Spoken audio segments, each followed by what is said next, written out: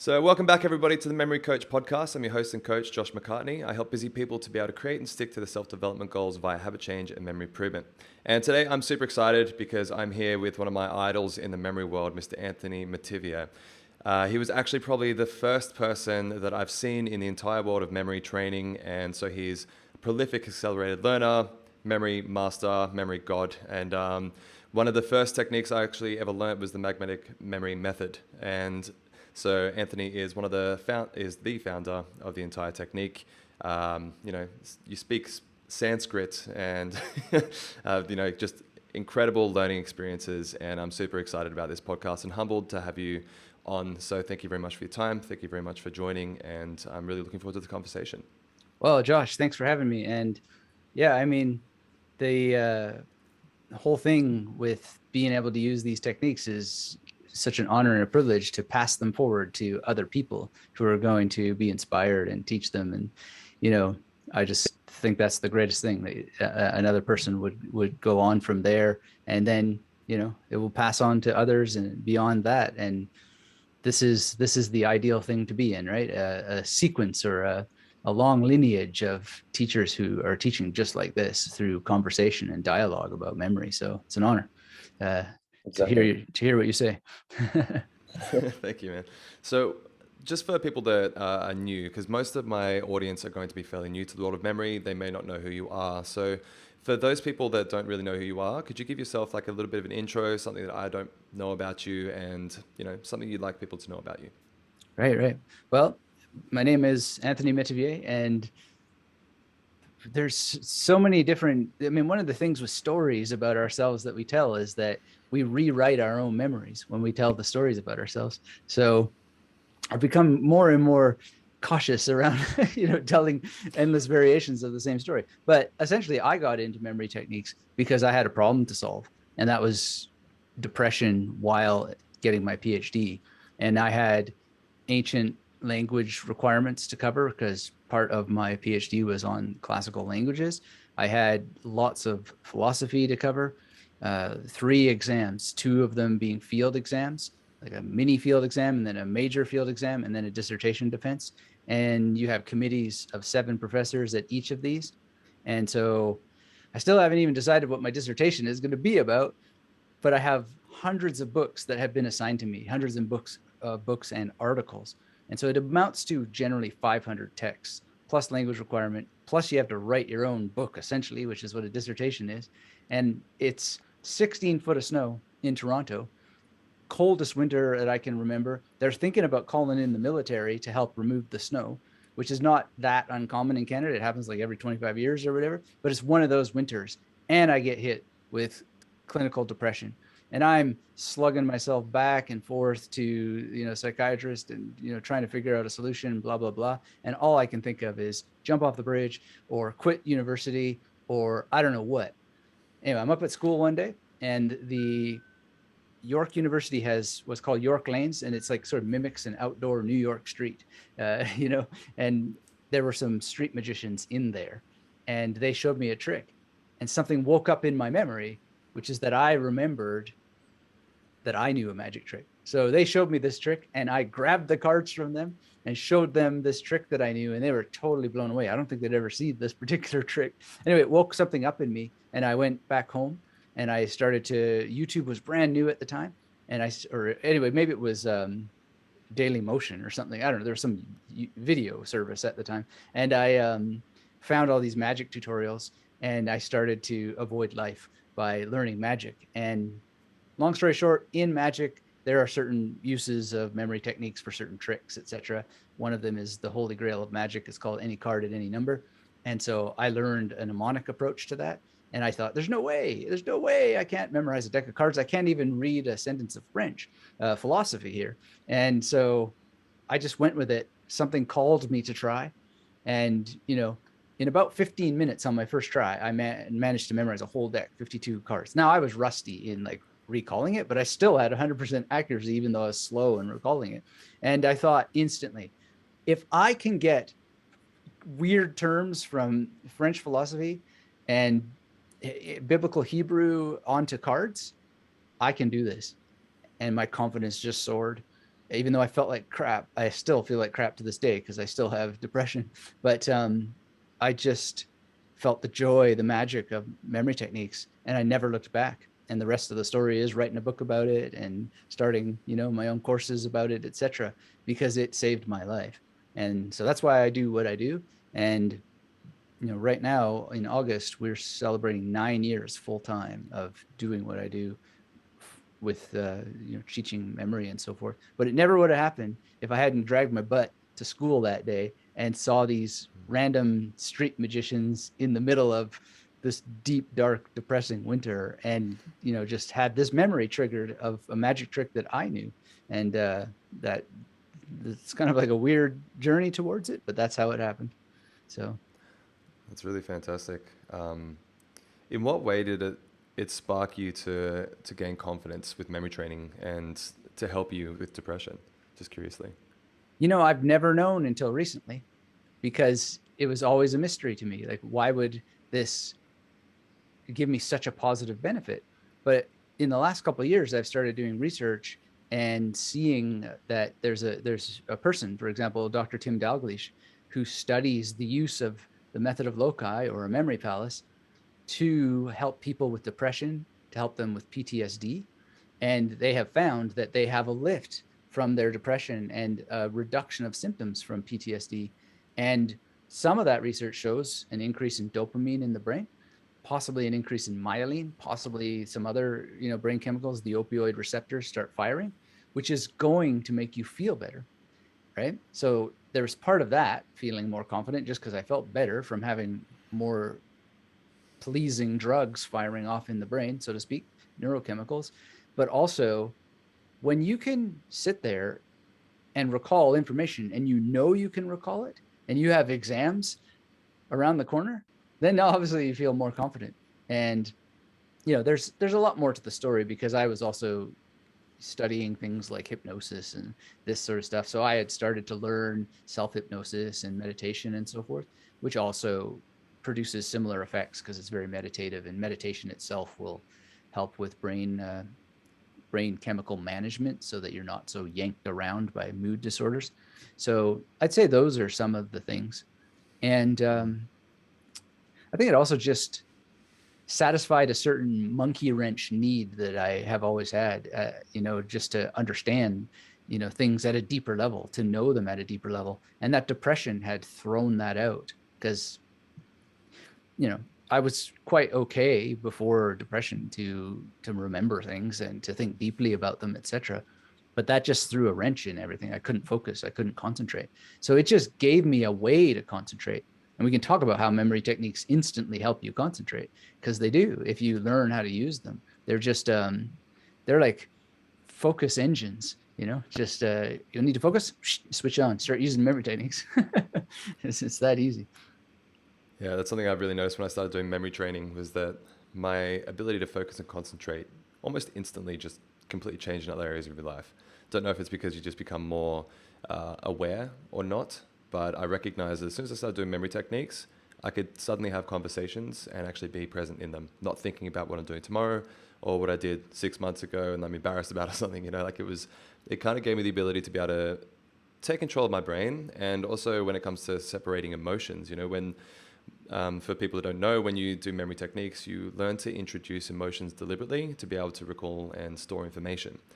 And for me, when I was starting to learn visualization and imagination, I started to learn how to not be scared of imagining things, and how to deliberately use emotion and separate myself from that emotion. So in that sense, it's almost like a meditation technique where you separate yourself from the ideas of who you think you are.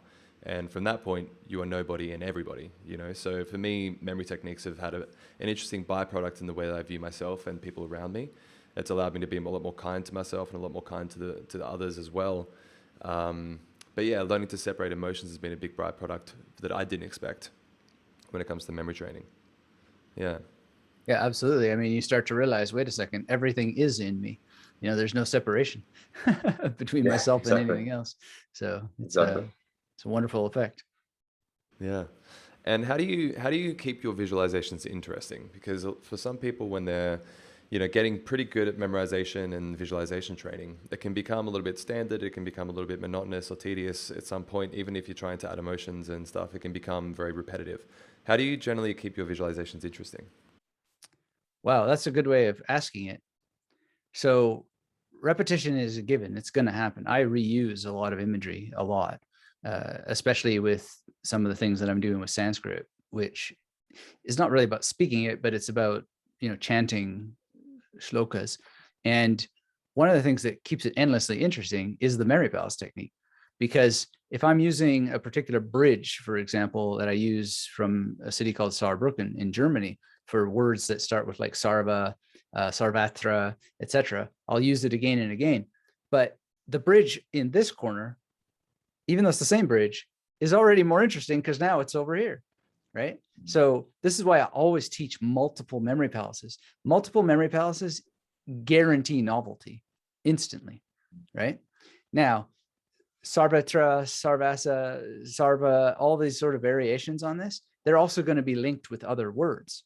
So provided that you have all your mental Lego and your associations are all intact, they're never really ever going to be the same. It's going to be, the bridge with He-Man. Next time it's going to be the bridge with Pac-Man. And the next time it's going to be the bridge with, Shipwreck from G.I. Joe, whatever it's going to be, right? And so I don't feel that I need to do anything special to keep it interesting. It's already interesting, but the secret is the multiple memory palaces, because this location is not that location. And if I've seen one thing over the years, is that people tend to be resistant to the multi-memory palace approach, but it is the game changer. And I don't know really very many, if any, superstar nemenists who have limited memory palaces. They have multiple memory palaces, hundreds of them. And that's part of what keeps it all fresh and exciting. And it's just needed to scale. It's needed to actually learn the technique. You're not going to get very far with these techniques if you don't have multiple memory palaces. There obviously are exceptions to these things, so I don't mean to sound like, like I've got it all sorted out, but I haven't really come across that particular exception. Because reusing memory palaces is a pain in the butt. It's good to do. It's a wonderful thing. It has there's ways to make it more practical, but it's not a winning strategy, especially not if you're working at scale with like voluminous texts that you want to memorize or exams you want to prepare for. So that's how I keep it interesting. Just keep making more memory palaces and using them. That's fair. I mean, it kind of creates the novelty, but as you say, whenever you get something new, it's generally interesting again. So yeah, that's a really good way to put it. For me, and I don't know this for sure, but there is some research that when we are in situations of novelty, the brain creates more norepinephrine, and that can be a feel-good chemical that itself helps you remember more. So it makes, if that's true, which I think, there's every indication that it is, then it even makes it more important to have more memory palaces so that you have more situations of novelty in your memory work or your memory practice. That's interesting. And have you found anybody that's currently not being able to utilize the memory palace technique? Because I get some people messaging me on like my TikTok and Instagram and things like that, being like, I can't visualize, they'll say aphantasia or whatever, and say that they've tried techniques, but not to the full extent that you and I probably have, or you especially. Have you come across anybody that's not being able to use these visualization techniques and failed with them? Well, the problem is that they're not visualization techniques. They are imaginary techniques that involve multi-sensory associations. And Aphantasia just doesn't work because one of the most accomplished memory competitors has Aphantasia, and she still does great. She does great at competition and in her own practice. Her name is Lynn Kelly. She wrote Memorycraft and the Memory Code. So, it just doesn't stack up as an excuse. And I've worked personally with many aphantasics, and I myself have something like this. It's just that I don't really believe that any such thing as aphantasia exists. And here's why. It's not that I don't believe people think that they have this, and it's not that I don't believe that the lack of the mind's eye is real, but I also know for a fact that there's all kinds of psychologists who are just dying to name new diseases 24/7 and, claim new territory so that they can enjoy siphoning off the suffering of others who now have self-diagnosed themselves as having a problem that isn't a problem. It's only a problem if you start thinking about it too much, right? Because here's the reality. Seeing things is what you do with your eyes open. We call that seeing, right? So I'm seeing you now. When I imagine you now, which I just see nothing, but I can still imagine that I'm having this conversation, I'm imagining the experience of seeing, right? And so I just have to work with whatever I've got. But typically, seeing pictures is what you do when you're looking at pictures on a wall. What you do with your eyes closed has no linguistic equivalent. It's called imagination. And so the number one tool that I give people is just what I use myself, which is what would be happening in my mind if I could see pictures. And that is the beginning of the solution. Not that it's a problem. It's not a problem in the first place. I don't accept that it's a problem. I do accept that people suffer because they've made it a problem, but that has nothing to do with aphantasia. People do that with all kinds of stuff. So it's not an aphantasia I'm so problem. glad that you said that. It's another problem. Yeah, I completely agree. I see all these things on like the comment sections that I get and the messages that I get. People using the words and naming them as if it's like they're the victim to it. You know, like I would love to, but my aphantasia said I can't. Or I would love to, but my ADHD said I can't. You know, and for me, it's like you're completely blocking yourself from any potential better outcome. But with all sympathy and empathy, this is a problem that is not their fault. It is partly a problem of a scientific industry that has no morals, and it itself deserves our empathy and its sympathy. I mean, I'm not trying to do the Jesus thing where it's like, forgive them, Father, they know not what they do. But actually, they don't know what they're doing. They literally do not know. And they can't know because there is no free will. There's zero evidence for free will. They are themselves humans that are caught up in the great machine of this, that, and the other thing that actually produces us. We don't produce the world produces us, and it causes us to act and think in certain ways. So if you're lucky enough to escape the trap of words and ideas and symptoms and diagnoses, which I'm so glad I finally did, then you can start to really live. I mean, I don't want to reduce the word to the matrix, but you know, you are the one, Neo, and this is the way you escape the matrix. You take the red pill and you wake up, you know. But every time you tell yourself, well, it's because of this that I can't do what I want, then you just took the blue pill and you're back in the matrix. So, you know, I love that. but why Neo ends up finding Morpheus is the biggest, or Morpheus finds out Neo, whatever, however you want to word that. Why they find each other is the mystery. We don't know why some of us are so fortunate and lucky to encounter what we encounter that leads to us being able to have these realizations. But then that comes back to what an honor and a privilege it is for you to say what you said at the opening of this interview, right? Because somehow you stumbled across this teaching. I was able to be part of your learning that, in the same way that somehow I stumbled across this teaching. I didn't choose it. I didn't seek it. It just happened, right? And then it led to this particular outcome. And that's exactly how it works for everybody. So the more people have the opportunity to bounce into these things, the better. And we just have to show our maximum gratitude. And if we don't agree with things, then, you know, big deal. That's your like dislike monster messing with you. And that's what's the real problem with the aphantasia people, is that they hook onto that diagnosis and then they dislike anything that rattles that cage. But we can't blame them for it, because I've been there with depression. I was given that label, manic depression, and I hung on to it for so long. I didn't want to get rid of that, you know, because it helped me feel secure and safe. It gave me the explanation. It was BS, but you know, that's just the way the world works. So if they want to work, if they want to train, there's help. They can do it. But the problem is not aphantasia. The problem is the attitude to aphantasia, and that safety blanket has to go. And the sooner the better, because there's many adventures to be had when you don't have a net. Just dive and see what happens. I'm probably going to re-listen to this explanation probably 50 times just to be able to express it in the way that you did. So thank you for that. Well, thank you for the opportunity to speak it. But, you know, I know I'm a little repetitive in these things and spinning it from different angles. But at the end of the day, it's something that I hope people hear as not just having to do with this condition, but the human condition, to seek explanations and then have this final comfort. Oh, that explains it. Now we can, have an excuse, a crutch, a learned helplessness. And it applies to many, many different things. And so the sooner you can get rid of that stuff, the better. And that's what I deal with some of the clients that I deal with when they're struggling with anxiety. They'll be diagnosed with high functioning anxiety or, all these sort of things. And within 1 to 2 sessions, like, oh, actually, no, I'm good. I can deal with this. I can be who actually I want to be, depending on what I do today and tomorrow. And, so like I've done quite a lot of NLP sort of stuff.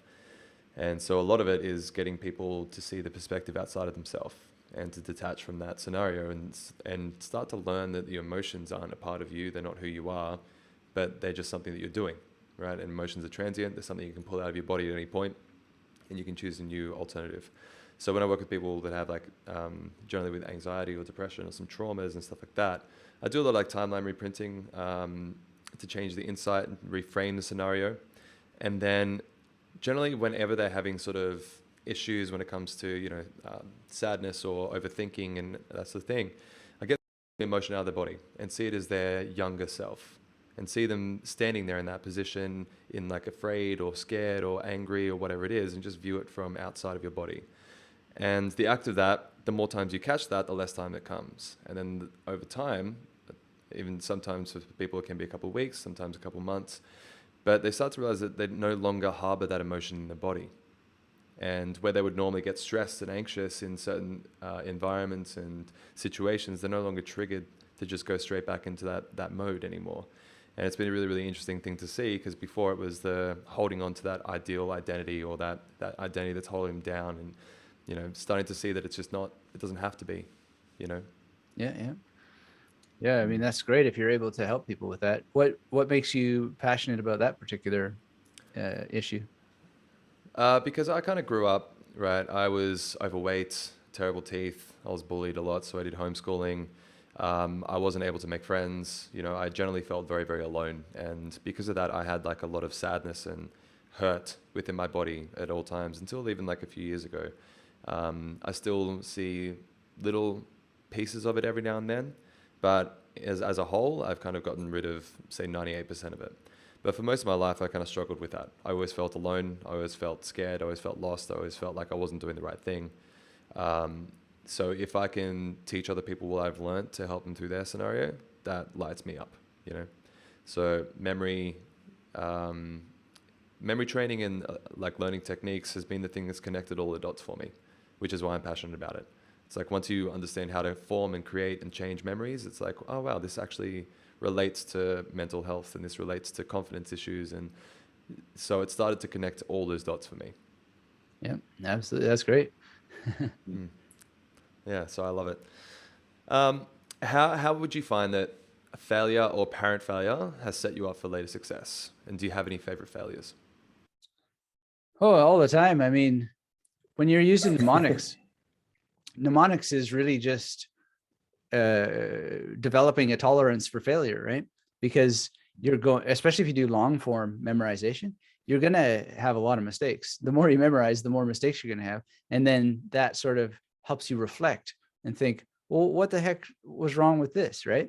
And then you just realize, oh, well, I was, a little too cocky, or I didn't, quite follow my own, techniques that I know, which, you think, well, memory guy, shouldn't you remember to use it all the time? But then, you're constantly at war with your own sort of, skill set, your own sort of ego. You're a crafts person.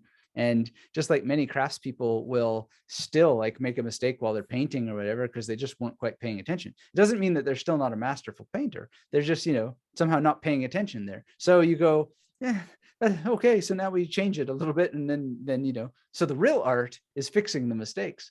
So mnemonics is just an endless sort of fixing of the mistakes. I mean, I just had, I have a private coaching client. I was speaking with him, and he was asking me a little bit about the process. And I was telling him this line that I just memorized. And I came to the word dipena, which is lamp in Sanskrit, or it's one of the words for lamp anyway. And that's the way it is in the grammatical function of that particular sentence, dipena.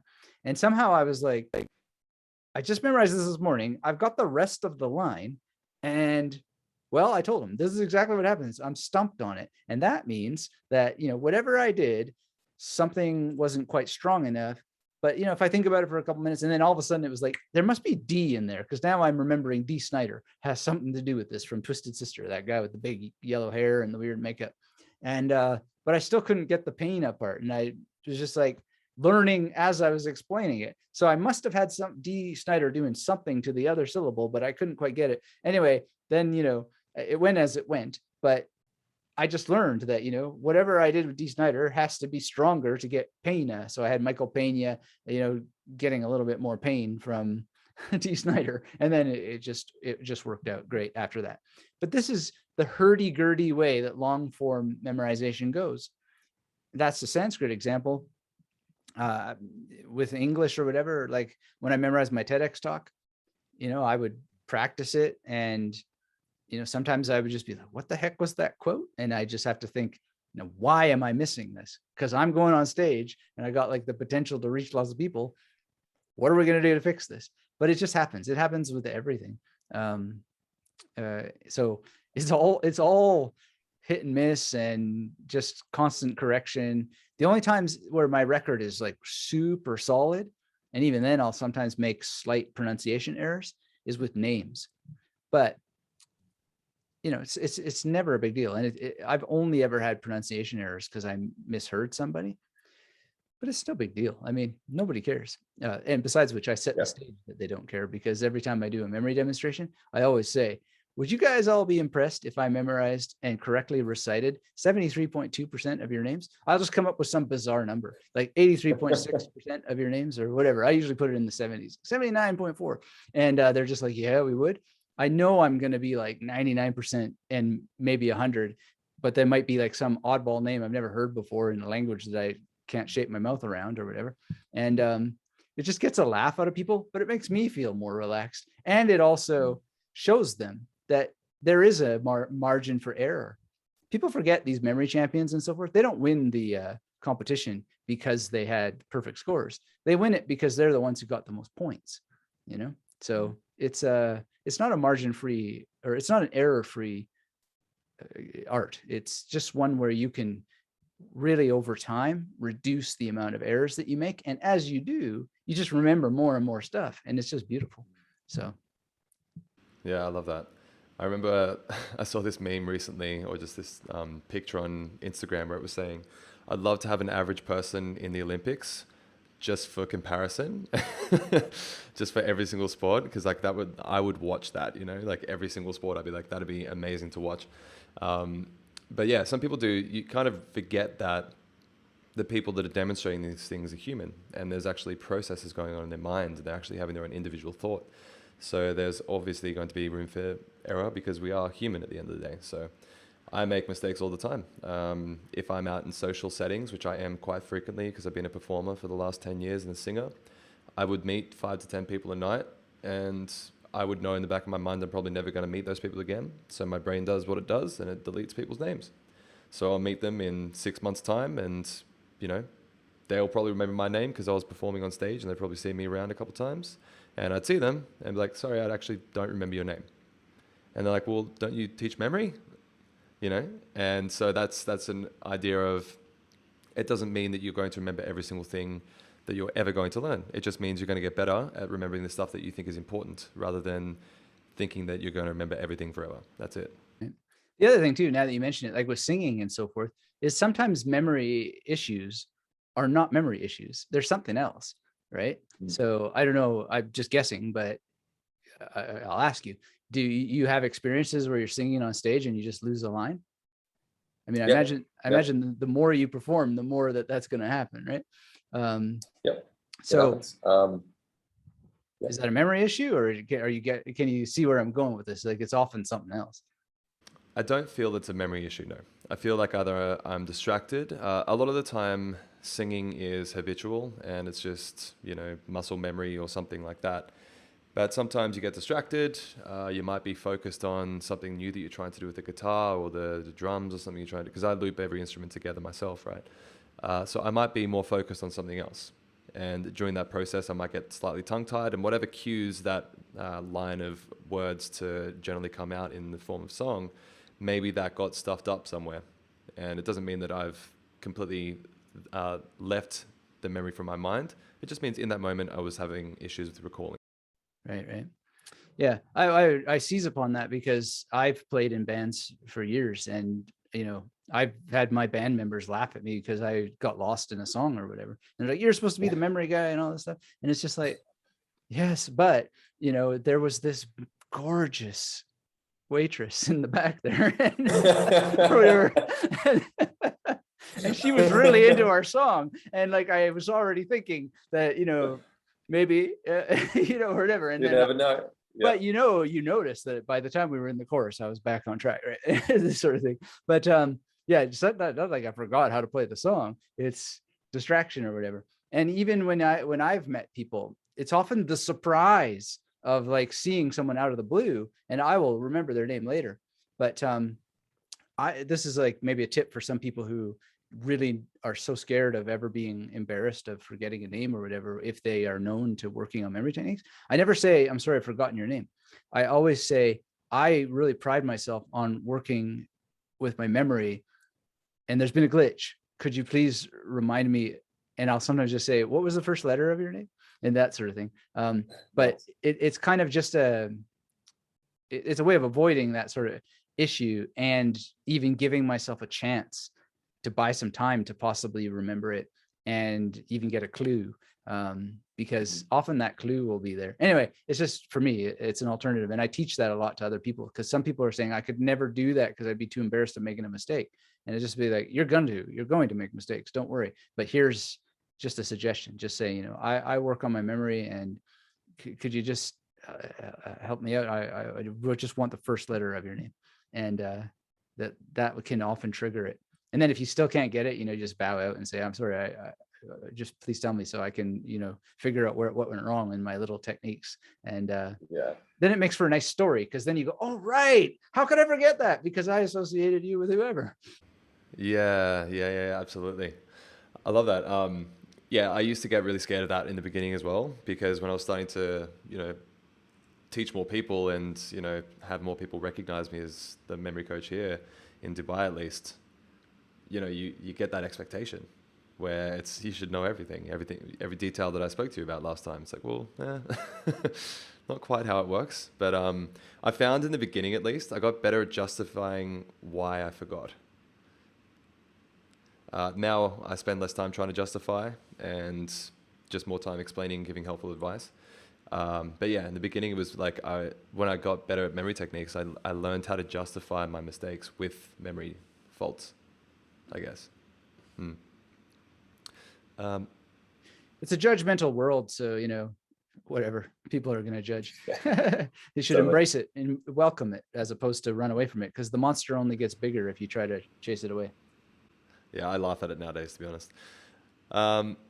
Okay, so what advice would you give to a smart-driven college student about to enter the real world, and what advice should they ignore?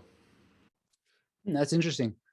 I would say my number one advice would be, stop thinking that university and college is not the real world. What else would it be? It's just a region or a part of the real world. And that idea that somehow the consequences are different, or the potential is different because it's not the real world yet, this doesn't make sense. It is just as competitive, just as worth investing as if it were any other thing that you do, to be focused and to be disciplined and to be assertive about your own potential, because it is as real as anything else. It's not a throwaway period of time. And so I would encourage them to think about themselves as entrepreneurs. You are borrowing money typically to invest in a future income, a future cash flow, a future, ability to pay off that debt, and then save for your retirement and so forth. It doesn't get any more real than that. So that'd be my number one advice, is just to erase the distinction between somehow this is less real than the real world. I get the distinction, but I heard that so much when I was a university student, and I was just like, are you kidding? Like, I got 70,000, or actually I had 78,000 in debt by the time I got my PhD. And I invested in that experience, and it all got paid off with my first research grant, like almost to the dollar. Right. Wow. So that's because I took it seriously. I never bought into that distinction. And it wouldn't have happened if I somehow, monkeyed around and just thought, oh, I'll get serious after school. No, that's the time to be full on, dead on serious, because that's where you set the stage for everything yet to come. Really, and that's true of today, by the way. I still have that attitude. Every day is an investment in the future, of whatever. I got a long way to go. I look old because I got gray hair and gray eyebrows and all this sort of stuff. But man, I still got a long journey. And so every day is 21 now. Yeah, pretty much. But I think you get the point. Like, it's just like there's no day that is not worth investing your best possible self into. Not a single one. So what are some bad recommendations you hear in the world of memory training, learning training, in general? What are some of the bad recommendations you hear from other experts? Oh, there's a lot of them, but one that really kills me, so to speak, is when people say, understand it before you memorize it. Yeah. And I say, no, and 1,000 times no. Don't wait to understand something before you start memorizing it. There are so many things that I wouldn't understand if I hadn't memorized it. Like, there's an interesting video that everybody should go watch, which is Boris Johnson reciting from the Iliad, right? Now, you can tell that guy understands the Iliad much better than most human beings just by listening to him recite it. You don't necessarily know the ancient Greek, and I don't, but I know that he knows that poetry more than the best scholars do. You can tell in how that he's saying it. And I've had that experience because I've memorized some of the Iliad myself. I never really understood what's being said in that opening statement until I memorized it. Same thing with all of my Sanskrit studies. I never would have understood what the philosophy of non-duality in Advaita Vedanta means if I hadn't memorized a lot of that text first. There's so much in language learning where, well, why is it that way? That doesn't make any sense. The grammar is so different than English, or whatever, my mother tongue. Don't try to understand it. Just memorize it and use it as they use it. And then eventually in the future, you'll be like, whoa, now I get it. That's why the language works that way, or whatever. So I don't really take them seriously as memory experts if they say understand it before you memorize it. I don't even take them seriously as learning experts. That's just the most ridiculous statement I've ever heard in my life. There's more. I mean, the whole idea of practicing with shopping lists or random words, this drives me bonkers. Why not just start with information that actually improves your life? That's what I did. I started with a deck of cards. I was a magician. I was going to be a better magician if I had the ability to memorize a deck of cards to do any card at any number as a routine. This is a direct outcome. It led me to this moment where I was like, damn, if I can do that and do better magic tricks, I can do this with my PhD. If I had just followed the advice, well, guys, let's memorize some shopping list here, or this random word of chicken, eraser, pencil. It's just like, huh? So what? Who cares? You can memorize a bunch of nonsense.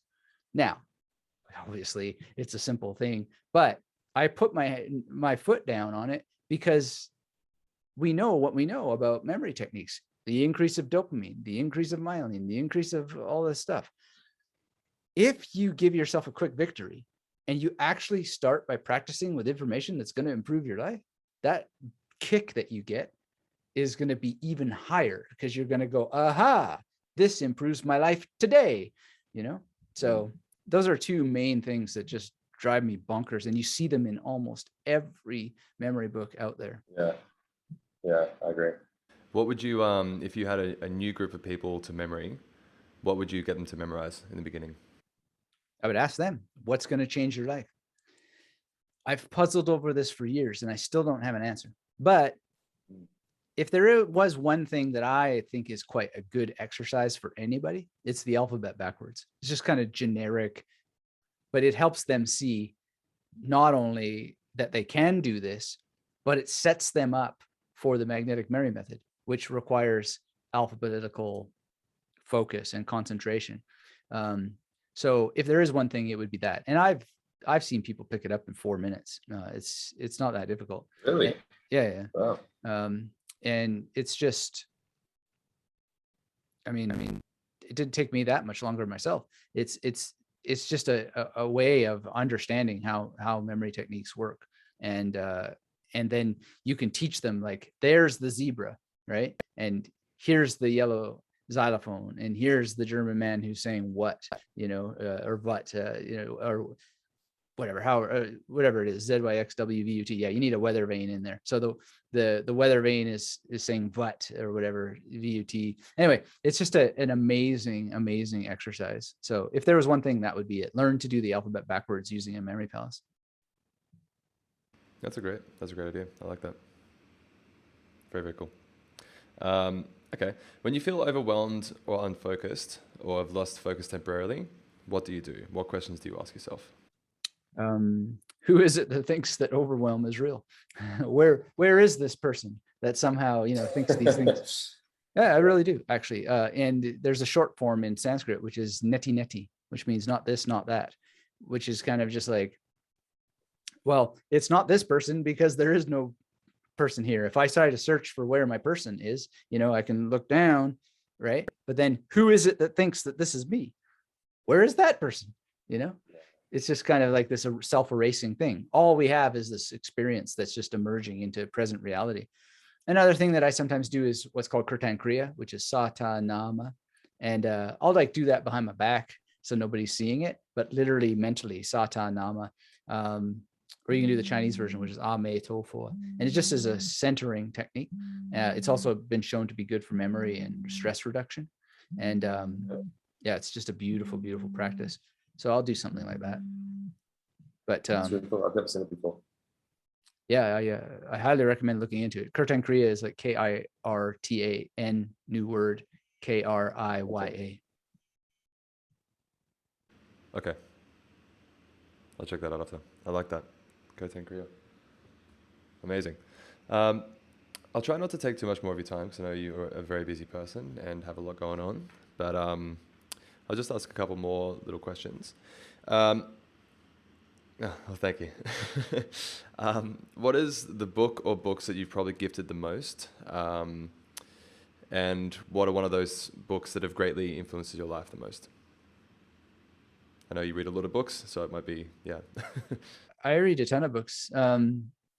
I don't gift books in volume. So I don't like, hey, I'm going to give this book to lots of people. I just give the book that I think a person would enjoy because I know them. So that could be many different books that I've gifted. But in terms of books that I recommend the most, and I don't believe I've ever given it to anyone, but I've certainly seen many people get it, which is Happiness Beyond Thought by Gary Weber. And that book is amazing. And I was very fortunate to give this TEDx that's almost at 2 million views.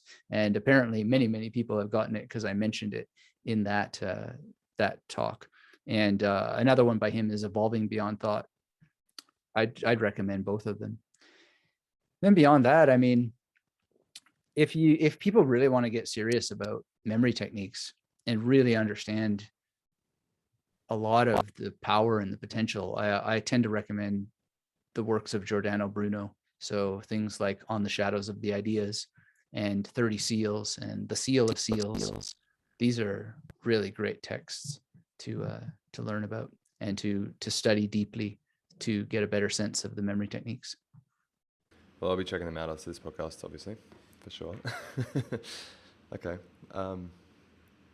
What's one of the best or most worthwhile investments that you've ever made? Could be money, could be time, could be energy. Best investments is in this. This is what's called a safe type keyboard. And I don't know if the audio people can see this, but it's a keyboard that's split in half and it has vertical typing instead of horizontal typing.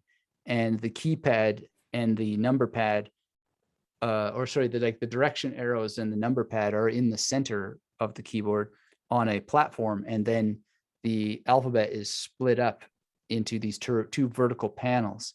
And so, people have noticed that I've written hundreds upon hundreds of blog articles, written about 52 books. And how do you do it? That's one of my best investments, is to have what's called a safe type keyboard. Now, unfortunately, that company has gone out of business. I sort of thought about buying it, but I'm just not a strong enough entrepreneur to do it. But anyway, I ordered 2 more when I found out that it's going out of business so that I have them. But I don't even know if USB cable will be around much longer. But that has helped me so much because it reduces the stress and strain of typing. That's interesting. I've not seen that. Like, I've seen DVorak keyboards, which is supposed to, limit RSI potential, but I've not seen that specific. It's a really interesting looking device for everybody listening on podcasts. Yeah, I'm trying to imagine what that would feel like to type on. And obviously, even if you just go like this and you feel like how the stress on your shoulders comes to Yeah. your arms, this is totally relief from that. It's relaxed. Yeah. So it's timely. They're gonna, if you're interested in it, go to SafeType just search it in Google, because I don't know if they're gonna keep their website up or not. But there'll probably be a YouTube video that still lives on, but you can see it anyway. That comes to my mind as one of the best investments that I've ever made, and I've had one since 2008, and I just got 2 more when I heard they're going out of business. amazing. That's the same one from 2008? No, this is one of the new ones, and I threw away my one from 2008 because it was so dirty. I literally took it everywhere that I went, and I've been all over the world, and it had sand in it from beaches and stuff. So it was quite a mess. And it was starting to have USB problems. Like, I would have to plug it in and plug it out like 15 times, and then it would work for 10 minutes, and then it just had to go. I can imagine. Yeah, it's like the old Nintendo cartridges where you got to blow it and put it in. Exactly like that. Amazing. In the last 5 or so years, what new belief, behavior, or habit has most improved your life? Very easy to answer. The ability to stop thinking on demand, or more or less on demand. And I mean, literally stopping thought. So that's been a lot of work. I memorized a lot of Sanskrit to help me do it, but it's been worth it. And I never thought it was going to be possible. It was one of those experiments where I just thought, this ain't possible, but I stuck with it. And then it just surprised me, because then one day it happened. And then I even thought, that can't really be, but it is. It is exactly that. It's just the absence of thought. It's beautiful. And do you think it's a question I heard in your TED talk, are these thoughts useful and how do they behave? Is that kind of what stops the thought, or is it because you've memorized the Sanskrit? I think it's a combination of all these things. It's the devotion to actually try to accomplish the goal. It's not just these 2 questions, but it's that particular piece is actually 32. It's 30 questions with 2 verses at the end that sort of reassert the answer that you would get from answering the questions. And then I've gone on to memorize approximately 100, a little more than 100 other verses that are all sort of geared towards variations of the same theme. And they're negation verses. So like Mano Buddhahankara Chitani Naham is sort of, I'm not my mind, I'm not my memory, etc. And so, reflecting on this, I am not this, I am not that. And then, that neti, not this, not that. This has been very, very huge. And then you have the meditative aspect. So meditation is known to take you away from what's called the default mode network of the brain and put you in the task positive network, which is more like flow. What Mihai Csikszentmihalyi says is flow state, that state of just being, as if you're climbing a rock wall and all you're focused on is that present moment, just totally in the zone. So it's part of that, because even if I do have thoughts, they're all part of being in this flow state and zone. And it's, it's not 100%, but it's really strong. It's, probably in the 87-90% range all day long. And now even in my sleep, there's a thing called nirvikalpa samadhi, which is the state of sleepless sleep. And so now I often am asleep, and I know I'm asleep, but I'm not lucid dreaming, but I'm still awake even though I'm sleeping. And it is just the most glorious thing. And it's just this bright light of being alive, and it just sort of stays with me almost all the time. I thought I had a brain tumor, but apparently I don't. Because I was just like, this is the weirdest thing, this light that's on in my head all the time. But yeah, apparently I'm just fine. So when you're sleeping, then what's the kind of sensation? Are you awake and thinking, but your body's in delta, or sorry? I have no idea what my Body's- body is in, but I just sort of become aware that my body is asleep. And, it won't necessarily last for more. I don't know how long it lasts, but it seems like it lasts for like a couple minutes. And usually what'll happen is I just either lay there and start to do my Sanskrit some more and just like really enjoy maintaining it, or I'll get up and sit down and meditate. Sometimes I'll be dreaming that I am getting up and going to meditate. And then I just actually go and act that out. But I also have a lot of dreams, and I remember a lot of my dreams. I journal my dreams almost every morning. I rarely have nothing to journal from my dreams. And that is itself like part of this wakefulness, being very, very attentive. And this has many benefits because it extends your experience of life, and it extends your experience of time. And it also, gives you a great way to reflect on earlier memories, which is then like more time recovery, because you think more about how things played out in your life and sort of contrast and compare different locations and people and scenarios. And it's just amazing. So yeah, I highly recommend getting into these practices. Yeah, I do similar. Well, maybe not that exactly, but I was doing something called the Gateway Experience for quite a while. Right. For months and months and months, and then I've done quite a lot of like different Joe Dispenza meditations, and I meditate at least once a day. And I've experienced that same sort of feeling where I know my body's asleep, but I'm awake, but I'm not, but I am. And it's a really nice feeling to know that your body's completely out of it, but your mind is still completely awake. And I got really quick at it as well. I was able to kind of knock my body out, but still be there within 3 to 4 or 5 minutes or something like that. And it was like I was getting pretty quick at it.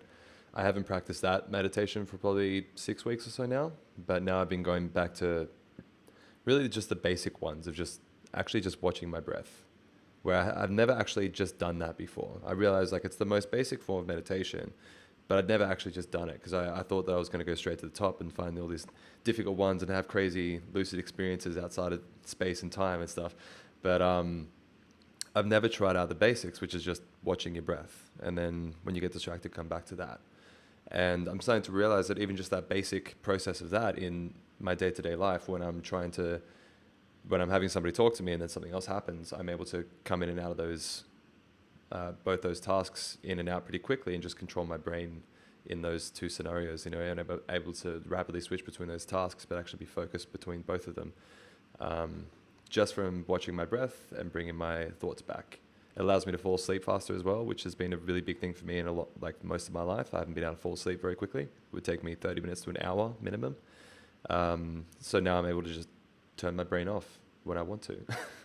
So I think it's been based on just noticing my breath. When you get distracted, come back to the breath. It's that simple. So yeah, I've been focusing on those basic ones recently and finding a lot of benefit from it. So. Oh, that's amazing if you can do that. One of the discoveries I had, I used to just do breath meditation. I'd done all kinds of meditations over the years, and I got to a certain level of effect, so to speak. Like I'd get a little bit of a bright feeling here, quite a bit, but never anything like with the Sanskrit. And one thing that I heard from a teacher named Christopher Wallace, he has a book called the Recognition Sutras. And one of the things that he talks about is how, this long form meditation isn't for everybody, but there are a lot of people whose minds are so busy that without this long form meditation, it's very unlikely that they will develop the concentration on the present without some sort of long form memorization. So it seems like I'm that type, and that's where the benefits really started to kick in. So the sort of lesson from this is that everybody needs to understand that meditation is the wrong word. It should be meditations. And then, go and explore the multiple range, and then never forget that, what might be great on Monday isn't going to be great on Thursday. And so the more meditations that you have, then the more you have to select from. And then you don't go, oh, well, this doesn't work. You just go, oh, I might, do this meditation today, or for the next 12 years, I'll do this one. But I know that, once in a while I have this other one because I practice it to a sufficient degree. It's just like, a mechanic might not use a particular screwdriver for, 5 years, but they're only a mechanic worth their salt because they know exactly where that screwdriver is if they need it. Yeah, I love that. Yeah, I try to tell people to be the scientist of their own life. Test what works for them and what doesn't. Don't discard it just because it doesn't work once. Test it enough times to realize that it doesn't work. You're just in search of truth of what works for you personally. It doesn't need to be everything, but it needs to be at least trying. Yeah, that's a really, really good way to put it. Thanks, man. If there has been, or I'm assuming there would be, but what's your biggest learning that you've had from the pandemic, and what would you wish that others could take away from it? The biggest learning is that scientific literacy is in trouble, and that people should learn what science really is, how it works, and how frail it is, how easily it can be damaged, particularly by a zealous media that is not scientifically literate. So, I'm a trained scholar, and it's shocking to me how that things that are not scientific are actually being called science, and things that are scientific are not being treated scientifically, because science is very strictly a tool that helps us gather evidence that confirms and denies hypotheses that we make, or hypotheses that we make about the world. That's it. It's not followed. It is something that is executed in order to gather evidence that helps us confirm or deny statements that we make about reality or the world.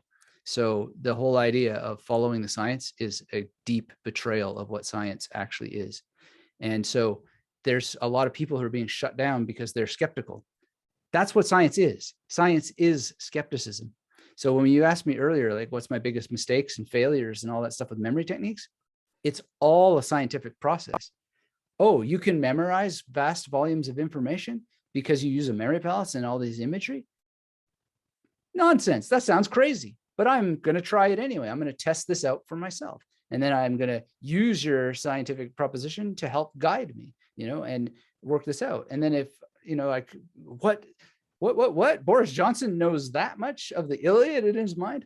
Wow, I'm going to try to do that myself, and like repeat that by actually testing for yourself and being skeptical that it's possible. So it's just running experiments. Now, we all can't run experiments, but the things that we need to understand is that science is not followed, and skepticism is what science is.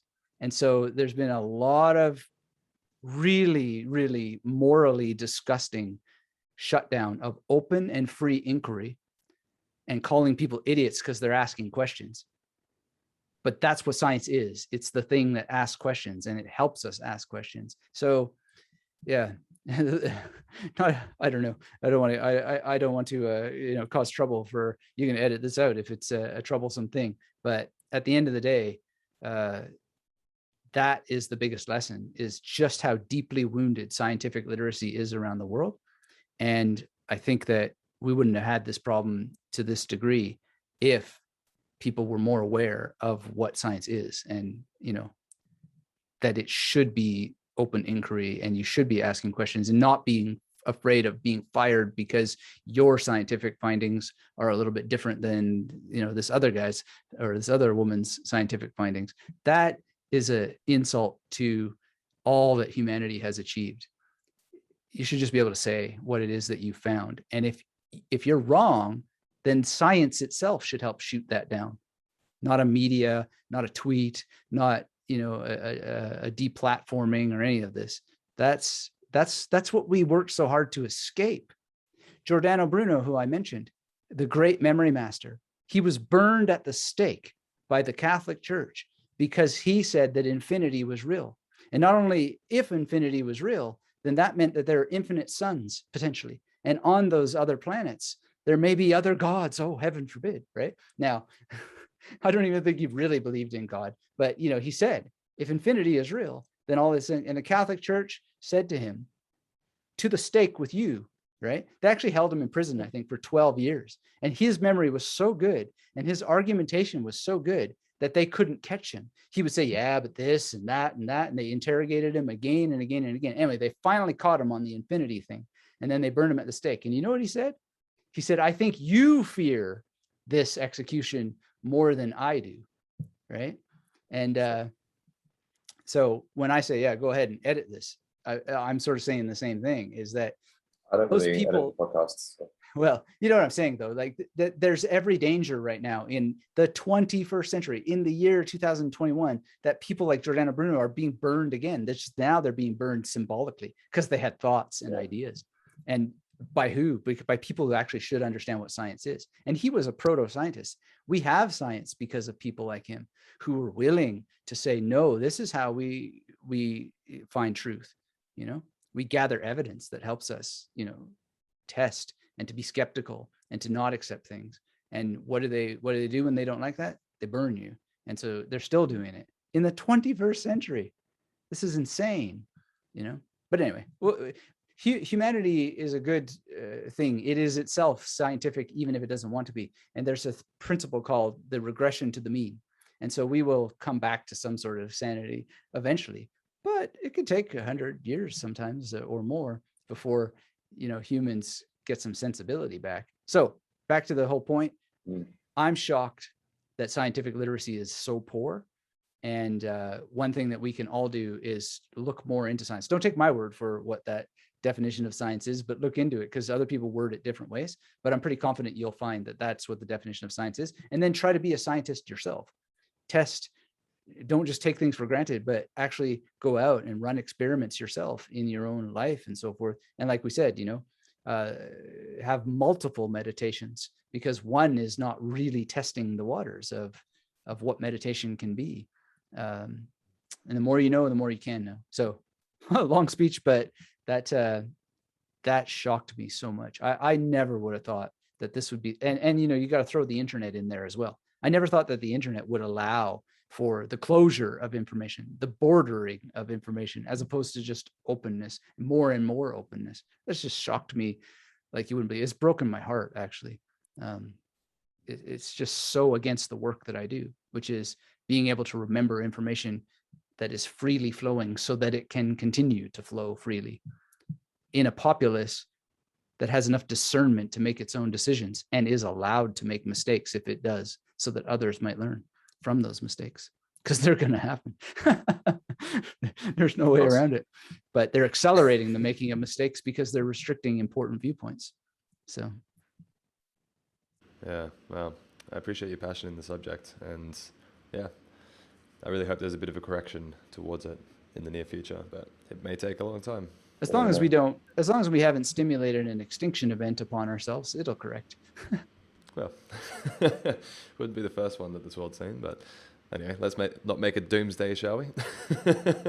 And with Spider-Man, with great responsibility comes, with great power comes great responsibility, I believe is the quote. Oh yeah, I actually had a Spider-Man cup, but it broke pretty recently, so I'm pretty devastated about that. But anyway. I'm sure there are more Spider-Man cups to be had, but they're important. It's important. I have this to remind me that, with great power comes great responsibility. And also to remind myself that Peter Parker is my 97 in the 00 to 99 PAO. Oh, okay, amazing. I don't think most of my listeners will know what that is yet, but maybe in the future we'll see. It's a big place. They'll get to it. Oh yeah, for sure. If what is the main, do you have a main sort of message that you're trying to give to people when it comes to your work that you do? Yes. And the message is that if you would focus on memorizing the information that matters for others rather than for yourself, then you will be free, because you don't have a self. There is no I, there's no evidence that this I is real. And, that can be overblown, that idea that I don't exist or whatever, but it's very simple to understand. I mean, the mood that I was in this morning is different than the mood that I am now. There's just no stable guy. It's always changing. And the only reason why some people are more consistent than others is usually because they meditate. But then that doesn't make them any more, a stable I than anybody else. We are actually just, the receptor of information, both internally and externally, that is just constantly changing. Now I'm talking to you, later I'll talk to my wife. I'm just like a different person in all these sort of contexts. And so by focusing one's life on others rather than yourself, then you really have the best possible thing, because other people are in you.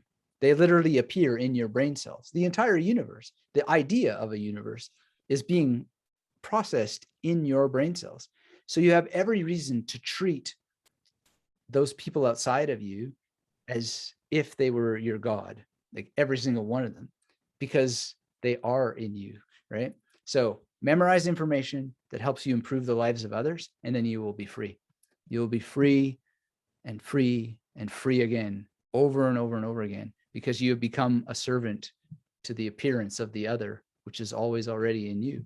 And that is essentially what enlightenment is to not exist except for the other, and to see no separation between the two.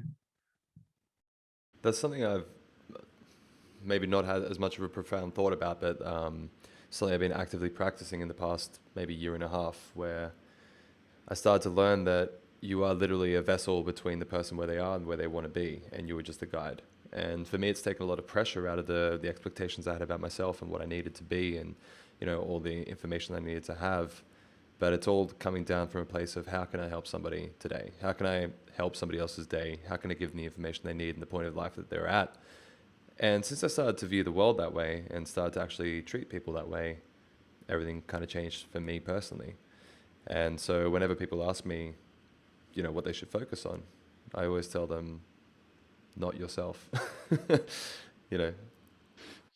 That's a beautiful thing. I mean, this is the ideal. It is the ideal. It's been the ideal for thousands of years. You read every spiritual text, every philosophical text. The idea is to be free of the idea that you are somehow special, or that you are somehow unique, or that you somehow even exist, right? What exists is this emergent being, and you serve it. And the more you do that, the more you are free. This is in Plato. It's in Aristotle. It's in Deleuze. It's in Sanskrit, texts, Hinduism. It's in Buddhism. It's in Christianity. It's in Hebrew or Judaism. It's in all of it. It's just so simple.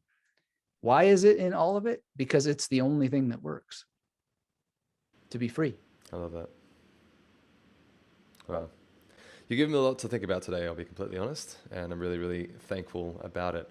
I guess we can kind of end the actual podcast there, but I want to say thank you so much for joining in today, Anthony. It's been an absolute pleasure of mine to have you and to speak with you, as you are one of the first people I've ever met in this world, and have a large amount of respect for you and the work that you do. So I hope that everybody listening got a lot of benefits. And do you have any closing things you'd like to say to people before we go?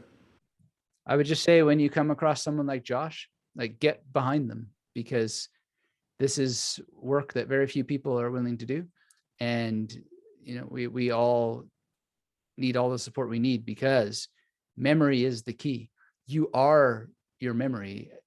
I don't know whether consciousness is nested in memory or memory is nested in consciousness, but the reality is, if you look at memory science, and I won't give you a bunch of scientific terms about, procedural memory and all this kind of stuff, but you actually are, the quality of your life is the quality of your memory. And so, because, there's more and more people teaching memory, but because there's still so few that are focused on these issues of using your memory to live a better life, just when you see someone like Josh, who's out there doing all this work and, making amazing progress and taking it all over the world and, helping people out, just get behind them. It seems like such a minor thing, but, hitting the hearts and hitting the thumbs up and sharing it around, leaving comments, these are robots that we're dealing with, but at the other end of the robot is the human. There's Josh doing this work. So that's my final thought.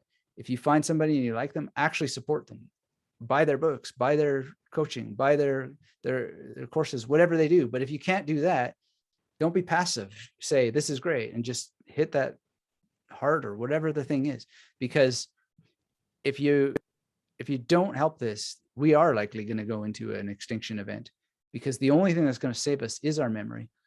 And you don't have to take my word for this, because there's good books like Lynn Kelly's The Memory Code that shows just how central being able to memorize plants that don't kill you during a drought has saved entire tribes of human beings. And we are in the same situation where people are now destroying the world on Twitter because they can't think long enough to stop themselves and remember that, this is nonsense. This is tribal warfare that we're executing over the internet that leads to all kinds of horrible things.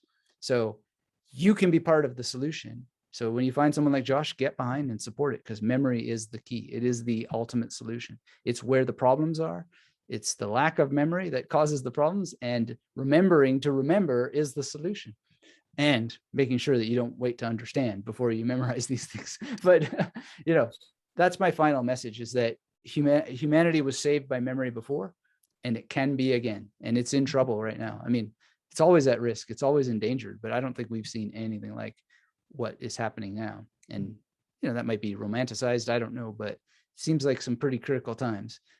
So yeah, that's my message. Support the people who are creating the content that is in the memory world, and then train your own memory so you can train others.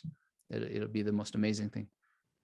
Wow, that was really powerful. Thank you, man. Yeah, everybody. No, thank you. For everybody listening, I hope you got a lot of value from that. I know I surely have. And I'm probably going to go over this and take some notes just to make sure that I understand everything properly and memorize it first, obviously. But if this did benefit you in any way, please share it with somebody that you love. It'd mean the world to me. So until next time, I'll see you all next time, and peace out. Thank you very much.